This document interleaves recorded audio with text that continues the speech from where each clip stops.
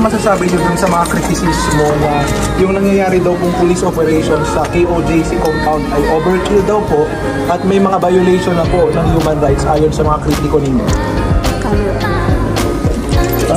Specify.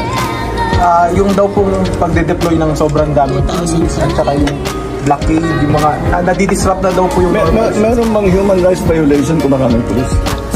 Yun po sabi. I don't think so.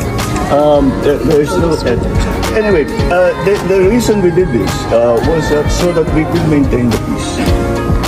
The only way to maintain the peace is to make sure that the area is safe and is secure. And considering this is a 30-hectare compound, kailangan mo talaga ng maraming tao. Hindi mo pwedeng gawin ito na isang dosenang pulis. Para hindi na bale yung mga lumalaban o yung mga mag-resist, naghaharang, hindi na bale muna yun. Para lang yung pag-inspeksyon ng 30 hectares, kailangan mo na agad ng maraming tao. So,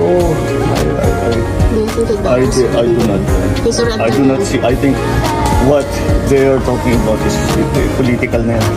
Hindi na grupo yan.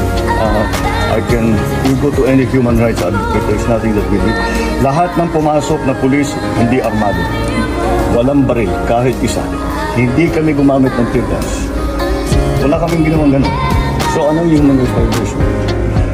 Marami lang. Kung kukonti yun, mas marami pang nasaktan. Mas maraming nasaktan na supporter ng Kingdom of Jesus Christ. Maraming nasaktan na pulis. Dahil maglalaban. So, kung marami, ipapos ka agad ng mga. So, that's what we have. Surrender na lang po. Surrender na lang po.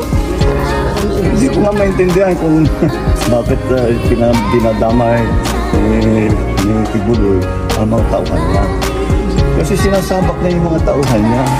Wala namang kasalanan yung mga yan. They just believe they're looking for an answer, a value system, and they think they have found it.